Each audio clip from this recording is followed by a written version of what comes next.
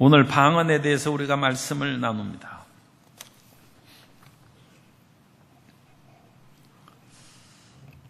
기독교는 상당히 세련되고 점잖은 종교로 우리가 인식이 됩니다. 서양 영화를 보면 일주일 동안 엿새죠. 여러 가지 일을 하고 대부분은 이제 농사일을 하고 또 목축이나 그런 것을 하면서 옷도 이제 거기에 맞게 그렇게 입고 지내다가 주일날이 되면 깨끗하게 머리를 단장하고 면도도 하고 모자를 쓰고 넥타이를 메고 교회에 와서 하나님께 예배를 드립니다.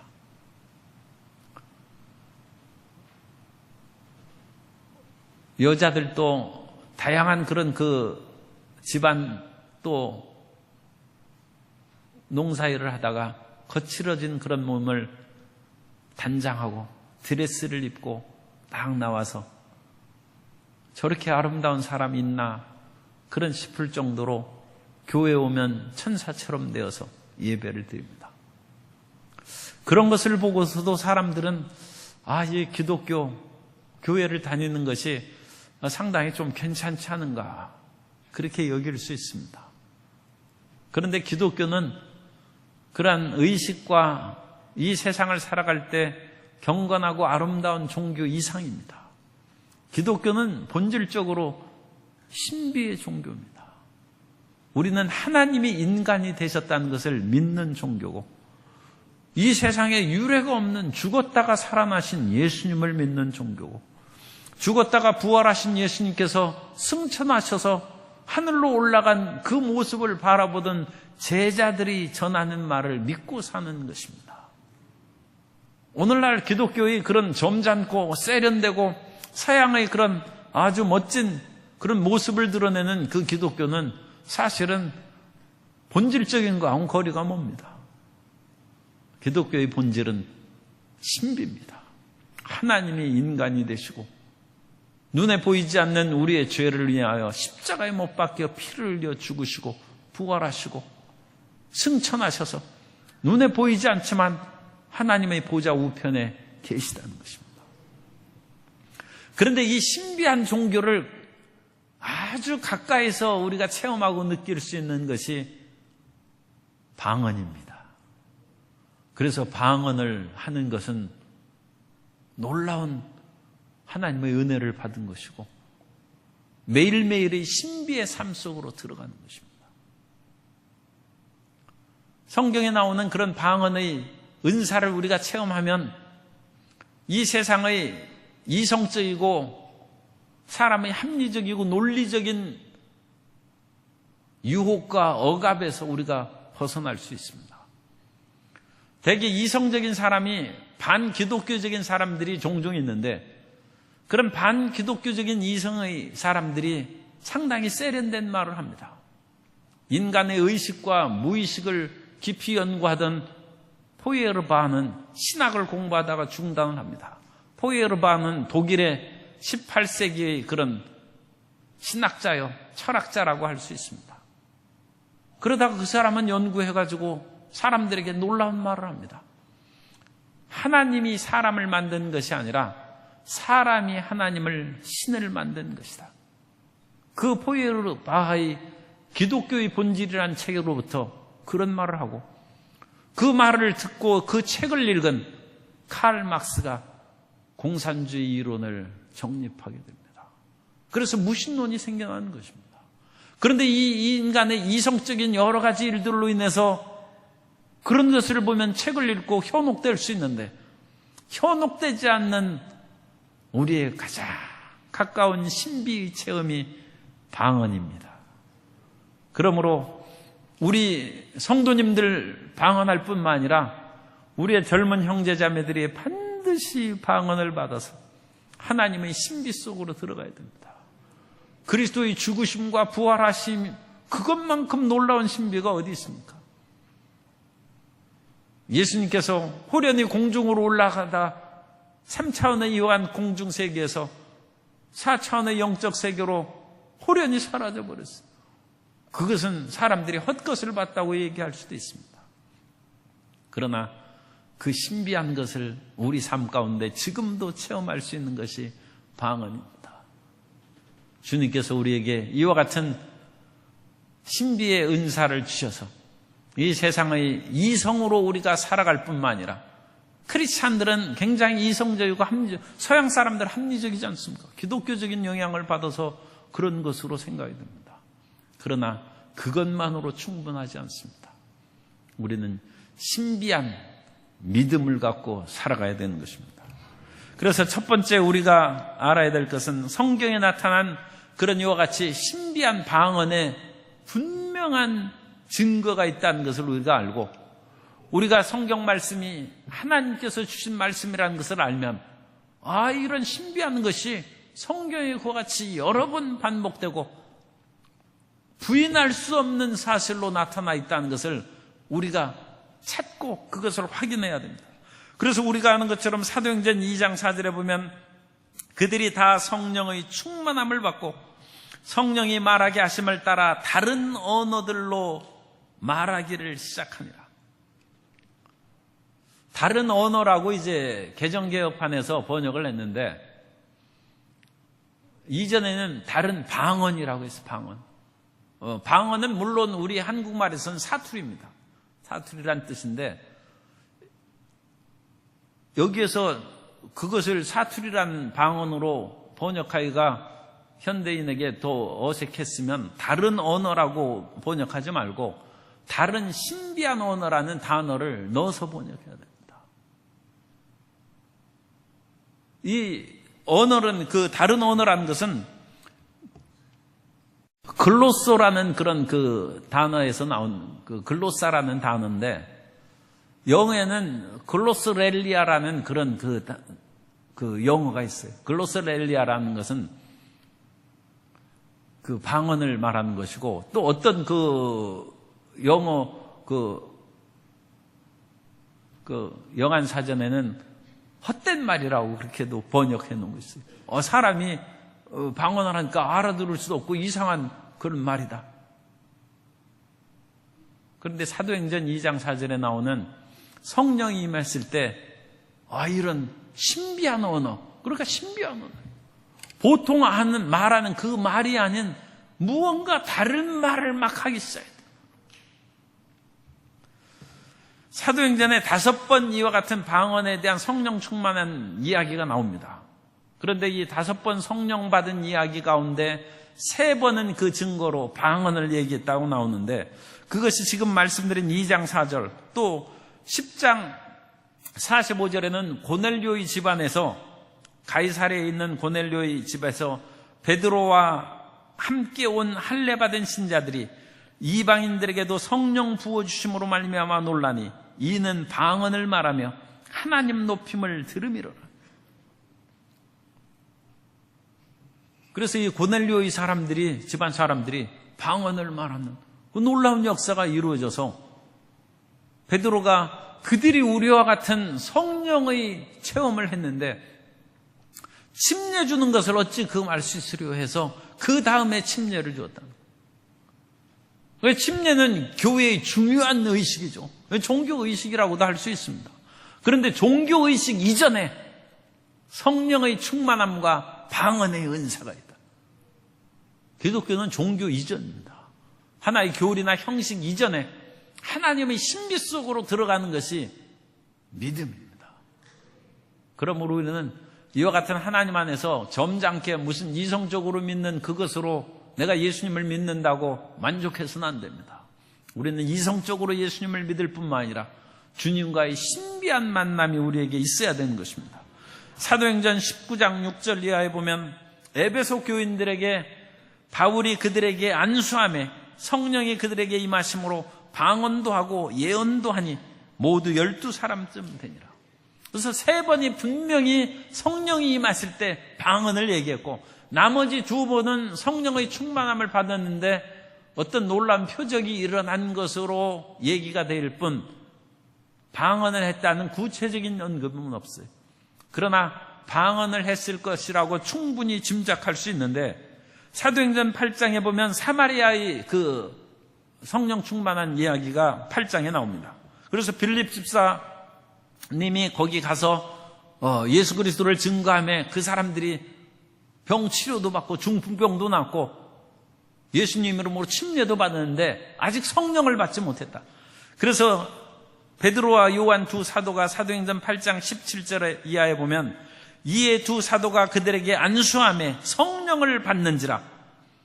시몬이, 이 마술쟁이 시몬이에요. 시몬이 사도들의 안수로 성령 받는 것을 보고 돈을 들여 이르되 이 권능을 내게도 주어 누구든지 내가 안수하는 사람은 성령을 받게 하여 주소서 하니. 그러니까 베드로와 요한이 안수할 때 성령 받는 것을 보는데 성령 받는 것이 눈에 보입니까? 그렇지 않죠. 그러니까 성령의 그 안수할 때 어떤 충만한 이상한 현상이 일어났는데 그 이상한 현상은 사람들이 갑자기 방언으로 그야말로 이 시몬이 전혀 알아들을 수 없는 희한한 말을 하는데 그 희한한 말을 하는 것이 인간적인 그런 언어로 하는 것이 아니라 그들의 얼굴을 보니까 얼굴이 그야말로 성령으로 충만해서 빨갛게 달아오르고 기쁨으로 그 얼굴이 빛나는, 그러니까 이 풀무불에 그 쇳덩이를 넣으면 그 쇳덩이가 빨갛게 빛난 그런 쇳덩이로 달아오르는 것처럼 그런 모습을 아마 보았을 것입니다. 그래서 이 마술쟁이 시몬도 웬만한 마술로는 이 사람이 넘어갈 사람이 아니에요. 그런데 이제 빌립 집사를 통해서 예수님을 믿고 나왔는데 이런 성령의 놀라운 역사는 정말 자기가 듣도 보다 못한 것이다. 그러므로 아직 이 사람은 덜 세련되고 올바른 크리스찬이 아직 덜 된 것이죠. 그래서 돈 주고 이 권능을 베드로와 요한, 이런 놀라운 능력 나한테도 좀 주십시오. 돈으로 살려고 했다. 그러므로 여기에서도 분명히 그들이 성령 충만함을 받음으로 단순히 개인적인 환상 보고 그런 것을 시몬이 알 수가 없죠. 방언을 말했을 것이다. 그렇게 생각할 수 있고, 또한 바울이 아나니아에게 안수받을 때 성령의 충만함을 받았다고 얘기했는데 바울이 방언했다는 얘기는 사도행전에는 없어요. 그런데 고린도전서 14장 18절에 보면 내가 너희 모든 사람보다 방언을 더 말함으로 하나님께 감사하노라. 그러면 사도 바울도 분명히 방언을 하는 것이죠. 방언의 은사를 받았어요. 그럼 언제 방언의 은사를 받았느냐? 그것은 사도 바울이 기록을 안 해서 몰라요. 그러나 아마 아나니아가 안수하면서 눈에 비늘 같은 것이 떨어져 나가고 성령 충만함을 받을 때 방언을 말했을 것이다. 그래서 우리는 성령의 충만함과 더불어 방언을 말하는 은혜를 입어야 됩니다. 그런데 그 은혜를 입는데 하나님이 그 모든 것을 나한테는 왜 안 주시는가? 그렇게 생각하면 안 됩니다. 예수님의 제자들이 120명이 오순절날 모두 다 방언을 받았어요. 그러니까 기독교의 시작은 방언파로 시작하는 거예요. 오순절 그 모든 제자들이 그리스도 예수의 약속하신 성령을 받음으로 기독교회가 그때 시작하는 것입니다. 그 이전에는 유대 공동체의 그런 구약적인 교회라고 할 수 있어요. 그러나 예수 그리스도를 믿음으로 말미암아 약속하신 성령의 충만함을 받아서 예수 그리스도의 교회가 탄생된 거예요. 그 처음 탄생된 120명의 제자들은 다 방언을 말했다. 오늘날에는 여러 가지 그런 이제 예수님을 믿는 사람들이 다양하게 나눠져서 방언을 하지 못하는 분들도 많이 있고 다양한 다른 성령의 은사를 받는 분들도 많이 있습니다만 어쨌든 간에 방언을 하는 것이 기독교의 근본적인 그런 현상이고 뿌리라는 것을 우리가 잊지 말아야 됩니다. 그러므로 우리는 특별히 순복음 교회는 다 방언을 해야 돼요.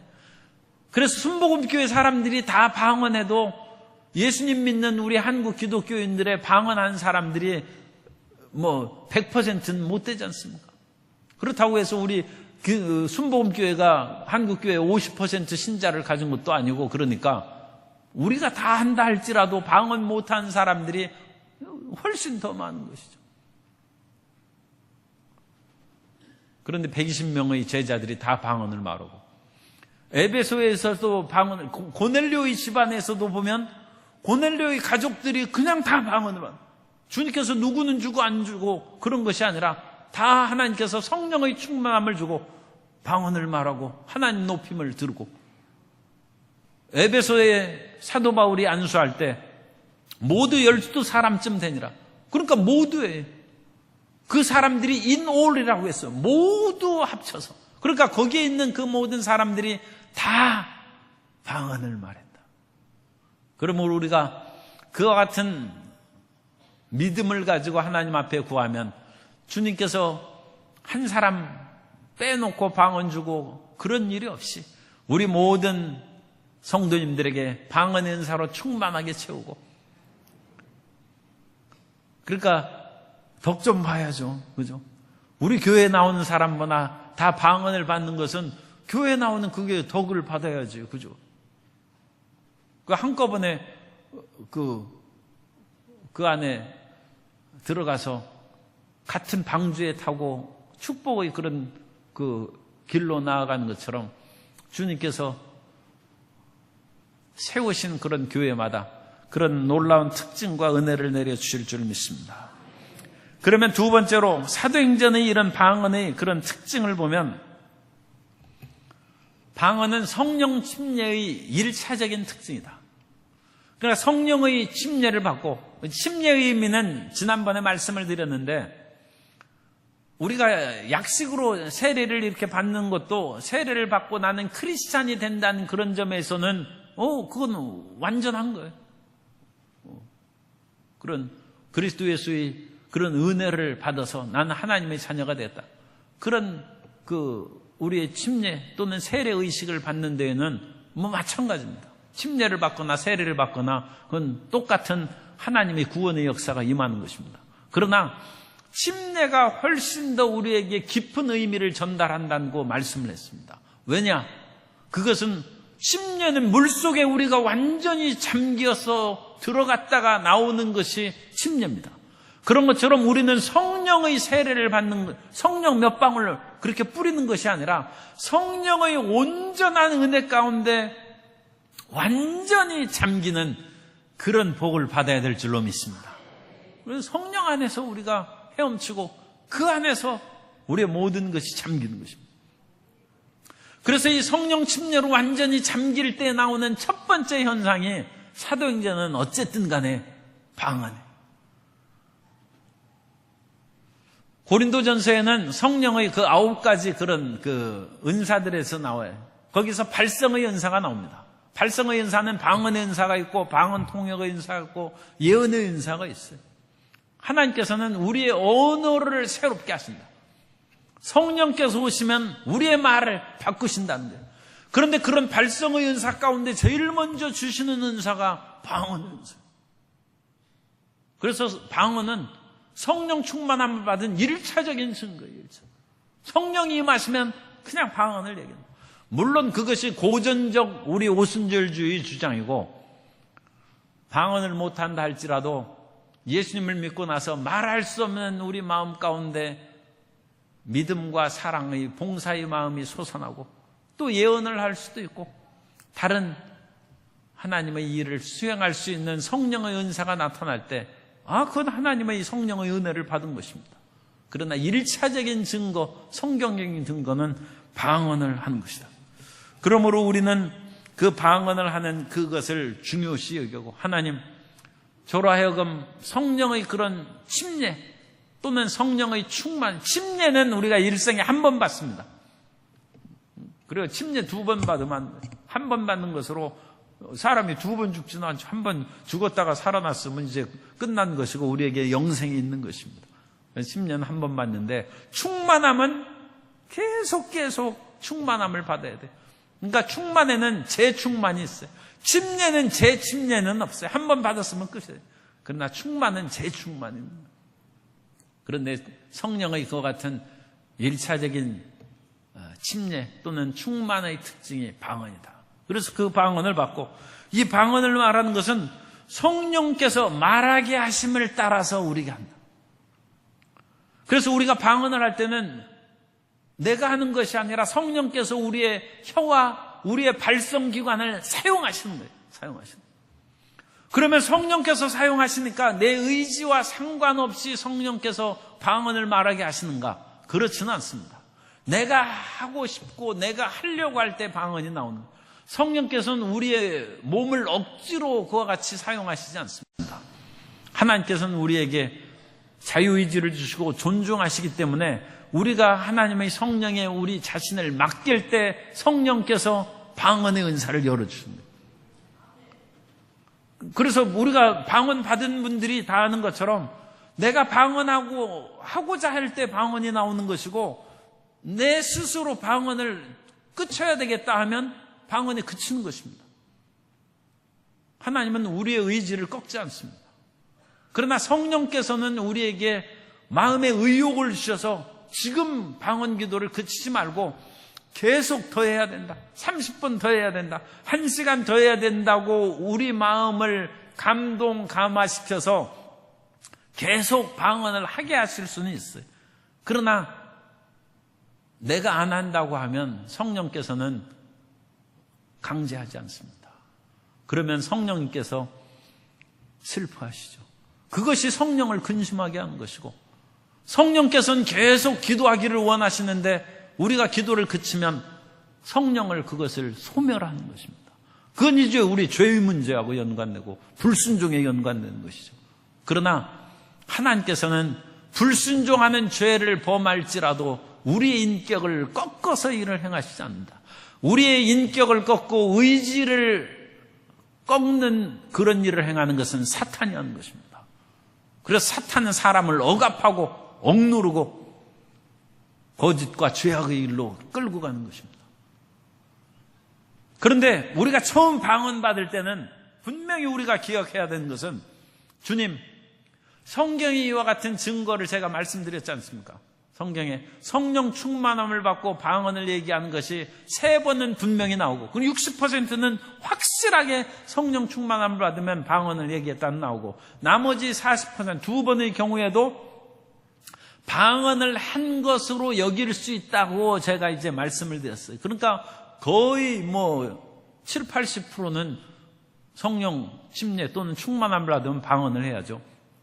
그러니까 그런 증거가 있는 것을 알면서, 주님, 제가 나의 혀와 목소리와 나의 모든 발성기관, 그리고 저는 이와 같은 영적인 모험의 첫 걸음을 걷는 마음의 긴장과 약간의 두려움도 가질 수 있습니다. 그러나 성령님의 인자하심을 믿습니다. 좋으신 성령님을 의지합니다. 그러므로 나의 몸을 주님께 맡깁니다. 수영을 처음 배울 때 물을 무서워하는 사람도 수영을 잘 가르치는 그런 사람에게 자기 몸을 맡겨야 물에 떠오르는 것을 배웁니다. 그래서 그걸 맡기는 거예요. 우리가 성령의 충만함을 받기를 원할 때 주님께 나의 모든 것을 의탁하고 의지하는 순종이 있어야 돼요. 어떤 사람은 성령을 꼭 받아야 이게 순범 성도님이 된다 그러니까 기도원에 가고 기도하고 또 금식하면서 방언을 위해서 기도하다가 성령이 내려올 것 같이 느껴지면 그것을 뛰쳐나가서 그것을 못 맡기는 사람이 있어요. 그러면 이 위대하고 영원한 영적 세계의 모험으로 못 들어갑니다. 그리고 그것은 나중에 우리는 영원한 영적 세계의 천국에 들어가서 사는 것이 기독교의 본질이에요. 기독교는 이 세상에서 점잖게 주일날 신사부 입고 와서 드레스 입고 와서 예배 드리는 것이 기독교가 아니에요. 주님의 죽으심과 부활하심을 믿고 살아가는 그런 신비한 종교인데, 그 신비의 속으로 들어가는 그 믿음이 없이 어떻게 영생을 얻겠습니까? 그러니까 이 신비의 속으로 들어가는 마음의 준비와 결단을 내리고 주님께 우리 자신을 맡기면 주님께서 이 위대한 신비의 방언 체험을 허락하셔서 방언이 나오기 시작합니다. 그래서 방언을 처음 할 때는 굉장히 그것이 내 뜻대로 안 하는 것처럼 생기지만 그렇지 않습니다. 주님께 완전한 순종했다는 표시예요. 그러니까 방언 받은 분들은 축하합니다. 왜 축하하느냐? 주님께 전적으로 맡긴 체험이 있는 거예요. 주님, 이 놀랍고 신비한 그런 체험에 내가 모험에 성공했고 그 모험에 성공한 후에 좋으신 하나님을 만나고 내 마음에 평강과 기쁨을 얻었으니 감사합니다. 그러니까 서로 방언을 받았다고 할지라도 그 후에 평화가 없고 두려움 없이는 그건 방언이 아니죠. 그건 잘못된 것이죠. 주님께서는 이와 같은 위대한 새 세계로 들어갔는데 우리 마음의 깊은 곳에서 평화와 기쁨이 솟아오른다는 거예요. 그럼 방언하면 우리의 몸이 그 혀가 떨리고 우리의 몸이 막 떨리고 그러죠. 이 진동도 있고. 그런데 우리 마음의 가장 깊은 곳에서는 좋으신 하나님에 대한 기쁨과 감사가 가득 차는 것입니다. 그래서 우리가 주님께 온전한 순종을 할 때 주님께서 우리의 혀를 주관하셔서 방언이 나오게 하고, 옛날에는 약간 기술적인 것도 좀 가미를 했어요. 그래서 저는 그건 별로 긍정적으로는 생각하지 않습니다. 그러나 사람을 자꾸 할렐루야 해가지고 할렐루야 하고 할렐루야 하다 보면 혀가 막 꼬부라져가지고 그게 나오는데, 그렇게 해서 일부러 무슨 방언을 하는 그건 가짜예요. 그런 일은 있을 수 없어요. 그러나 그것을 긍정적으로 본다면 나의 혀를 하나님 앞에 맡긴다는 절대 순종의 표시로 할 때는 그건 하나님께서 그것을 받으셔서 그런 혀를 말리게 해서 방언이 나오게 할 수 있어요. 그러니까 중요한 것은 내가 이와 같이 눈으로 보이고 손으로 만지는 3차원적인 세상, 그리고 나의 이성적인 판단만으로 살아가는 그 3차원의 삶을 뛰어넘어서 내가 알지 못하는 신비의 4차원 세계로 들어가고 그것을 성령님께 맡긴다는 거예요. 그게 진정한 믿음의 시작이에요. 그것이 신비한 기독교로 들어가는 것이고, 그와 같은 믿음을 갖지 않으면 그건 영원한 하나님에 대한 온전한 믿음으로 아직 들어갔다고 할 수가 없는 것입니다. 그러므로 우리 방언을 못하는 분들에게 너무 또 다른 길이 있으니까 나중에 제가 말씀을 드리겠고, 오늘은 이 방언 안 받으면 이건 지금 안 되는 거예요. 이건 아주 정말로 일생의 가장 중대한 기로에 서 있는 방언을 받아야 하나님의 온전한 순종과 축복의 세계로 들어가는 거예요. 그건 입문의 과정입니다. 방언은 성령님께서 이와 같이 주실 뿐만 아니라 성령께서 우리에게 온전히 주장하실 때는 성령께서 우리의 모든 감정과 그 마음을 휘어잡기 때문에 굉장히 흥분된 상태로 나옵니다. 이 과학적으로는 제가 그런 것은 잘 모릅니다만, 원자핵 주위에 전자들이 막 돌고 있어요. 막 돌고 있는데 그 속에 충만한 에너지가 부여되면 이 전자가 튀어나가요. 전자가 튀어나가요.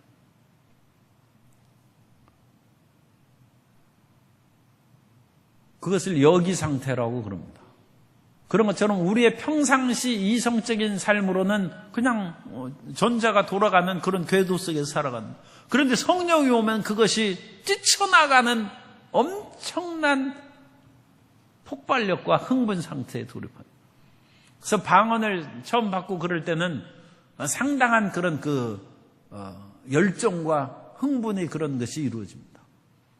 그리고 자기가 처음 그 방언을 말하는 것은 하나님께, 성령님께 자기 자신을 맡겼기 때문에 막 무슨 말인지 모르는 그런 것이 나와요. 그 말이 상당히 세련된 방언으로 나오기도 하고, 그냥 조금 거친 그런 말로서 투박하게 무슨 말을 잘 못하는 사람이 뭐 그렇게 더듬듯이 그렇게 말이 나올 수도 있어요. 그런데 어쨌든 자기가 스스로 하는 그런 상태가 아닌 그런 놀라운 그런 힘이 생긴다. 그것을 보고 오늘 본문 읽은 그 말씀처럼 디아스포라 유대인, 각지에서 흩어져서 나온 그런 유대인들이 저들이 새술에 취했다고 조롱했어요. 그러니까 술 취해가지고 그냥 횡설수설해가지고 무슨 말을 하는지 모르는데 어쨌든 그 사람이 술에 취해가지고 막 큰 소리 치고 뭐하고 그러지 않습니까? 그런 것처럼 이 120명의 제자들이 나와서 하는데 보니까 어찌나 흥분되고 열정적으로 말을 하는지 일부 사람들은 저들이 새술에 취했다, 조롱했다. 그러나 그 앞에 분명히 말씀이 있습니다. 11절에 보면 그레데인과 아라비아인들이라 우리가 다 우리의 각 언어로 하나님의 큰 일을 말함을 듣는도다. 그들은 횡설수설한 것이 아니라 무엇인가 굉장히 흥분돼서 처음 방언을 말했으니까 얼마나 흥분되겠어요. 저도 처음 흥분돼 가지고 방언을 받을 때는 막 그 방언을 말하고 그랬어요. 그 방언을 오랫동안 말한 후에는 이제 상당히 점잖고 세련되게 그렇게 할 수 있습니다. 조용조용히도 할 수 있고 큰 소리도 할 수 있고, 심지어는 길거리 다니면서 방언을 하고 그러니까 사람들이 쳐다보고 그래서 입을 다물고 방언하는 그런 방법도 연구했어요. 개발했어요. 입을 다물고 방언한다. 그러나 처음에는 이거 말이 터져 나오는데 멈출 수가 없어요. 멈출 수가. 그러나 그 멈출 수 없는 그 말이 이 디아스포라 유대인들에게 들려졌다는 거예요. 무슨 의미인지. 그래서 이것은 두 가지 의미로 보는 거예요. 그들이 말한 그 방언이 이런 그레데 말이거나 아니면 밤빌리아에 있는 또는 로마의 말이거나 그런 언어로 얘기했다는 그 해석이 하나 가능하고, 그러니까 여기에서 이 방언은 외국어를 말하는 거예요. 외국어. 그리고 또 다른 해석이 있습니다. 그것은 이 120명의 제자들이 방언하는 그 방언은 못 알아듣는 방언이에요. 그것은 고린도전서에 있는 하나님께만 알리고 모든 다른 존재는 모르는 방언인데, 그때 하나님께서는 신비한 은혜를 내려주셔서 이 전혀 알아들을 수 없는 방언을 디아스포라 유대인들이 자기 나라 말로 이해할 수 있는 은혜를 베풀어 주셨다. 그 해석이 가능합니다. 옛날 구소련 체제에 복음을 증거하러 가서 예수 그리스도를 증거할 때 그 소련의 공산 체제하에 있는 사람이 그리스도 예수의 그런 영광을 드러내고 무신론의 공산주의에 대해서 비판적인 얘기를 했을 때 그 통역관이 통역을 안 했어요. 그런데도 아멘이 나왔다고 합니다. 왜냐? 그 사람이 영어로 막 설교하고, 그거 모르죠. 그 소련 사람이 영어를 모르고. 그러니까 거기에서 막 통역하는데 공산주의 비판한 얘기를 그 사람이 통역했다가는 자기가 그것으로 인하여 문책을 당할 거니까 그 사람은 통역을 안 했어요. 입을 딱 다물었는데 그 순간에 그 중요한 말을 모든 사람들이 알아듣도록 성령께서 역사하셨다. 그런 간증이 있습니다. 마찬가지로 이 여기에서 사도행전 나오는 그런 방언을 얘기할 때 모르는 거예요. 모르는 언어인데 로마, 아라비아, 밤빌리아 이런 사람들이 그냥 들리는 거야. 마음껏 깨달아 들리는 거야. 그래서 성령의 언어다. 성령의 언어는 열정적이고 흥분된 상태에서 말할지라도 하나님이 원하시면 우리도 깨달아 알아들을 수 있고, 또 하나님이 원하시면 정식으로 방언을 말하는 사람 옆에 방언 통역의 은사를 맡은 사람을 세워주셔서 그것을 통역하게 해줍니다. 방언 통역에 대해서는 나중에 성령 은사를 할 때 또 말씀을 나누도록 하겠습니다. 그래서 어쨌든 간에 이와 같이 하나님께서는 성령의 역사로 방언한다. 그러므로 우리의 이성적인 어떤 그런 인간적인 언어가 아니라 성령의 언어라는 것을 우리가 반드시 기억해야 됩니다. 우리가 방언으로 말하고 기도하는 것은 같은 것이라고 생각할 수 있습니다. 물론 우리가 방언하는 사람들끼리 서로 방언으로 얘기할 수 있어요. 그런데 서로 못 알아들어요. 그래서 방언으로 대화의 말이 가능한가? 대화는 가능하다. 그리고 하나님께서 또 통역의 은사를 주셔서 그것을 깨닫게 해 주실 수도 있어요. 그런데 우리말 놔두고 뭐하러 방언으로 대화해요? 그래요. 그러니까 그런 경우는 별로 있을 수는 없고, 방언의 말은 방언의 기도라고 일반적으로 그와 같이 해석합니다. 그러니까 우리가 방언으로 말했다는 것은 방언으로 기도했다는 거예요. 방언으로. 그러니까 이 120명의 제자들이 대표적인 그 사례니까 이 120명, 고넬료 집안에서도 마찬가지고 에베소의 교인들도 마찬가지입니다. 그 사람들이 지금 안수함에 방언을 받아가지고 막 말을 하는데 그 방언의 말은 하나님을 높이는 기도라는 거예요. 하나님을 찬양하고 예배하는 그런 기도라는 것입니다. 그러니까 우리가 방언 기도할 때 방언으로 막 기도하지 않습니까? 그러면 그 기도 내용이 뭐겠어요?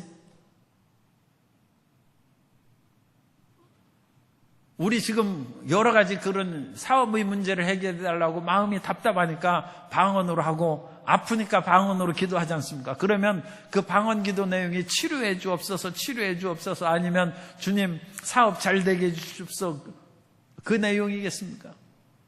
그런데 그런 내용도 주님께서 하시겠습니다만 더 중요한 내용은 하나님을 높이는 내용입니다. 우리의 방언의 가장 중요한 그 메시지는 하나님을 찬양하고 주의 크고 위대한 사랑을 우리가 기도하고 찬양하는 것입니다. 그러므로 우리는 우리의 가지고 있는 문제로 인하여 곤고하고 힘들게 했을지라도 더 큰 안목에서 보면 지금 살아있는 모든 것들이 하나님의 은혜라는 거예요. 하나님의 크신 도움 가운데 우리가 지금 살아가고 있고, 주님께서 지금 어렵고 힘든 그런 것이 있어도 그렇지 않으면 더 큰일 날 뻔한 상황 가운데 우리를 건져주셔서 지금 이만한 상태가 되었다는 것을 성령님께서 아시고 방언으로 기도하게 하십니다. 그래서 우리가 방언할 때는 우리 마음 가운데 우리 마음으로 열매 맺는 것은 없다고 그랬죠. 방언으로 얘기할 때는. 그런 때에도 우리 마음으로 생각하세요. 내 마음에 곤고함이 물론 있긴 하지만 하나님 감사합니다. 하나님께서 그 어렵고 힘든 가운데서 나를 살리시고 주님을 알게 하시고 예수님을 믿게 하시고 어렵고 힘든 가운데서 남을 이해하고 사랑하며 살아갈 수 있게 해주심을 감사합니다. 그 내용이 하나님께서 행하신 그 일을 찬양한다는 것입니다. 그러나 우리가 방언으로 기도하면서도 항상 깨어있는 말로도 기도해야 된다. 고린도전서 14장 13절 이하에 보면, 그러므로 방언을 말하는 자는 통역하기를 기도할지니 내가 만일 방언으로 기도하면 나의 영이 기도하거니와 나의 마음은 열매를 맺지 못하니라. 그래서 방언으로 기도하는 것은 내가 영으로 기도하는 거예요. 영으로 기도하고 내 마음에는 지금 문제가 해결됐는지, 내가 하나님 앞에 성령님과 더불어 얼마나 열정적이고 간절한 마음으로 기도했는지 내가 직접 이해를 못해. 그러나 영으로 기도할 때, 방언으로 기도하면 놀라운 영적인 역사가 이루어집니다. 그것은 우리 주변에도 끊임없이 귀신들이 있어요. 그런데 귀신들이 와가지고 방언으로 막 기도하면 귀신들이 무슨 얘기를 하나 하고 그냥 듣다가 결국은 귀신이 쫓겨나가는 거예요. 도대체 알아들을 수가 없어요. 그래서 방언은 영적인 능력이 나타납니다. 사람에게는 힘들고 어려울 때 이 귀신이 달라붙은 그런 일들이 있어요. 그런데 방언으로 기도하면 우리를 달라붙었던, 그러니까 팔이나 뭐 그런 것들이 달라붙었다가 쫓겨나가는 거예요. 사람을 핍받는 모기가 달라붙었다가 쫓겨나가는 거예요. 그래서 방언은 우리의 심령을 상쾌하게 하는 거예요. 우리의 영을 상쾌하고 우리를 기쁘게 하는 것입니다. 그러므로 이 방언의 기도를 많이 하면 우리가 영적인 자유와 해방을 얻는 것입니다. 그런데 영적인 자유와 해방을 얻었어도 내 마음에 어떤 은혜를 받은지 잘 몰라요. 그렇기 때문에 우리는 방언으로 30분 기도한 후에는 우리 마음으로도 30분 기도해야 돼요. 그 우리 마음으로 기도한다는 단어를 영어에서는 understanding으로 번역했어요. 이해한다. 그러니까 우리 마음에 이해할 수 있는 내용을 기도해서 나라와 민족을 위한 걱정하는 것을 우리가 방언으로 막 기도하면 주님께서 핵무기를 못 쓰도록 주님께서 묶어주시고 막아주시고 이 땅에 평화를 주실 줄 믿습니다. 그런데 그것은 방언으로 기도할 때고 우리 마음으로도 그렇게 기도하는 거예요. 저들의 전쟁 무기와 핵무기가 무용지물이 되게 해 주시고 이 땅에 평화를 주옵소서. 그러면 영으로도 능력이 나타나고 우리 마음으로도 열매를 맺어서 승리하는 그런 삶을 살아가게 되는 것입니다. 그래서 이 방언의 말은 방언의 기도라고 그와 같이 얘기할 수 있고, 또한 우리가 방언으로 기도할 때는 마음이 굉장히 답답하고 힘들 때 성령께서 기도해 주심으로 좌절과 낙심에서 벗어나게 해 주십니다. 로마서 8장 26절에 보면 이와 같이 성령도 우리의 연약함을 도우시나니 우리는 마땅히 기도할 바를 알지 못하나 오직 성령이 말할 수 없는 탄식으로 우리를 위하여 친히 간구하시느니라. 그래서 성령께서 우리를 위하여 간구해 주심으로 우리가 알지 못하는 그런 재앙이 우리에게서 떠나갈 것이고, 우리가 방언으로 기도할 때 우리가 볼 수 없는 그런 일들에 있어서 하나님께서 우리의 자녀를 보호하시고 가족을 지키시고 나라와 민족의 위급한 상황에서도 주님께서 막아주시고 변화시켜 주실 줄 믿습니다. 그래서 방언의 기도를 많이 하는 그 사람이 많을수록 이 나라가 영적으로 평안해지는 거예요. 방언 기도를 많이 하는 분이 가정에 있을수록 영적으로 그 가정이 평화로운 것입니다. 방언으로 자신을 위하여 많이 기도하면 우리 자신이 무엇인지 모르게 기쁜 거예요. 그런데 무엇인지 모르게 기분이 나빠. 소위 말해서 2%가 부족해. 그 방언 기도 안 해서 그런 거예요. 2%가 모든 것을 그냥 다 하고 이것저것 점검해도 부족함이 없는데 2%의 갈증이 생겨요. 방언 기도 하시기 바랍니다. 갈증을 채워주시는 것은 성령의 역사고, 우리가 알지 못하는 뭔가 부족하고 찜찜하다고 그러죠. 그런 것들을 깨끗이 제거하는 성령의 역사를 체험하고 승리해야 될 줄로 믿습니다. 그래서 세 번째, 성령의 은사로서의 방언은 성령께서 이와 같이 언어를 통하여 주님께서 역사해 주신다. 그래서 하나님은 말씀하시는 하나님입니다. 태초에 말씀이 있었다는 것처럼 예수 그리스도의 성령께서 오셔도 우리에게 말씀을 주신다. 굉장히 중요하죠. 하나님이 천지를 창조하실 때 빛이 있으라 말씀하시니까 빛이 있었습니다. 그 성삼위일체 하나님께서 우리에게 성령님을 보내주셨을 때 성령님께서 우리에게 다른 여러 가지 은사들 많죠. 능력 행함도 있고 귀신을 쫓아내고 믿음의 은사도 있고 영분별의 은사도 있고 병 고치는 은사도 있고 다양한 그런 은사도 있는데, 그런 은사들 가운데 첫 번째 중요한 표적이 방언 은사다. 말로서 선포한다. 방언 은사의 중요성을 새삼 기억하시고 방언의 은사를 주신 것을 오늘 특별히 더욱 감사하시기 바랍니다. 또한 방언은 우리가 알아들을 수 없지만 무의미한 말은 아니다. 방언은 굉장히 중요한 얘기를 주님께서 하는 거예요.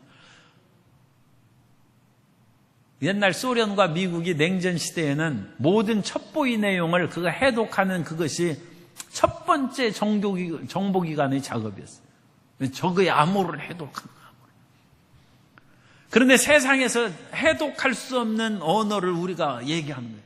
이 FBI라든지 뭐 어떤 그런 그 기관보다 더 탁월한 우리가 정보통신망을 갖고 있는데 그것이 방언에 우리는 위대한 존재입니다.